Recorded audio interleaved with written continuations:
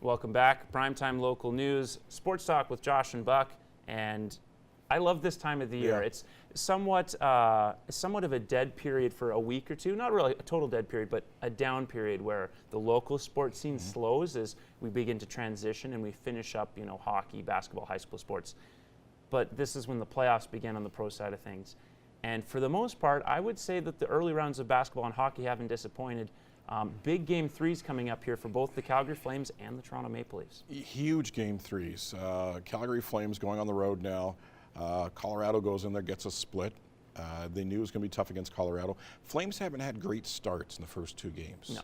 No. The Avalanche, I think you saw the best the Avalanche have in Game 2.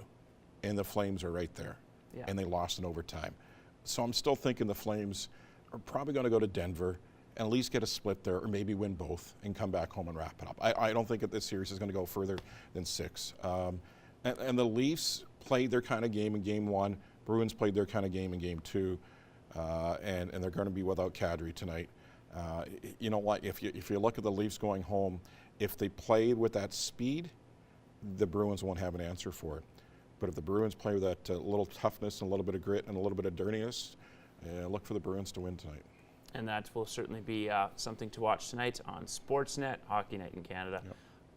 Another series obviously going on with the Jets really quickly. They have looked a little rough the last couple of months, but a big Game 3 win, so they're still alive. Well, yeah, big win for the Jets, and you knew that was going to come. They had their chances against St. Louis in the first two games, and Winnipeg couldn't bury them. Line A is really coming into his own. There was a lot of questions regarding Line A during the regular season that he wasn't really peaking. It looks like he's peaking right now in the playoffs. Tampa Bay Lightning look horrible against Colorado or against Columbus. Yeah. And now CBJ is a win away from ending what was a great regular season, one of the best of all time. Since 1996? And now the Lightning are going to be out in a sweep. Are you kidding me? Stamkos is 0 for the series. And you look at Crosby, too, against the Islanders. He's 0 for the series, too. And they're down 3-0 against the Isles. So it's been an interesting, and everybody was wondering how the first round was going to be because people were complaining there's too many good teams in that first round. It's pretty entertaining hockey. It's very entertaining, yeah. Yeah, and you know what we'll get if Columbus is able to hold on? We'll get a lot more torts for the rest of the playoffs, which can always be a fun thing. Very quickly, want to touch on the Toronto Raptors. They have a history of losing Game 1s. That was no different. Different perhaps in that it wasn't the type of collapse you've seen in the past. And really, it came down to a missed Marc Gasol 3 on one end and a made DJ Augustine 3 on the other. That was the deciding basket. But some concerning signs, such as Lowry going scoreless, has to be there. You know what? Just like Tampa Bay had a great season. Raptors had a great regular season. Anything short again to the NBA final is going to be a disappointment. There's a huge amount of pressure on the Raptors in this opening round series. And when you lose that first one, the pressure just mounts a little bit more. So it'll be interesting to see. Lowry's really got to stir the drink for them, and if he doesn't, then they're in trouble.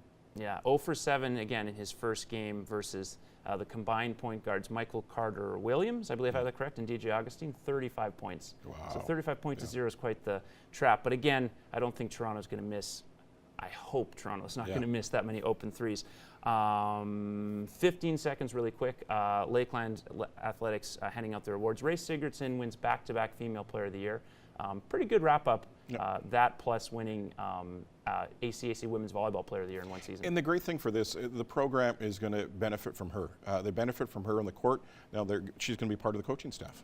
Yeah, assistant coach next season, so that's really exciting to see. You know, you had 3 fifth-year players on the team.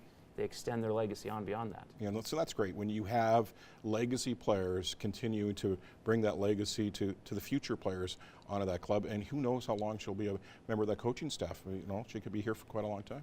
Yeah, as she said at the banquet, Coach Dyer can't get rid of me, but I don't think he actually wants to get rid of her. And really quick, before I forget, let's plug your sports show for tomorrow. Tuesday Night Sports Show, Jeff Blair from Sportsnet Radio in Toronto will join us talking about, we'll talk Leafs, we'll talk NHL, we'll talk Tiger Woods, of course, because it was a great weekend for Tiger Woods at the Masters.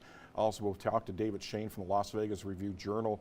The Sharks in the Golden Knights series is nasty. I'll talk about that. And also Trevor Redden, the voice of the PA Raiders, will talk WHL playoffs. Don't miss that tomorrow, folks. And don't miss the next couple of minutes here on Primetime Local News.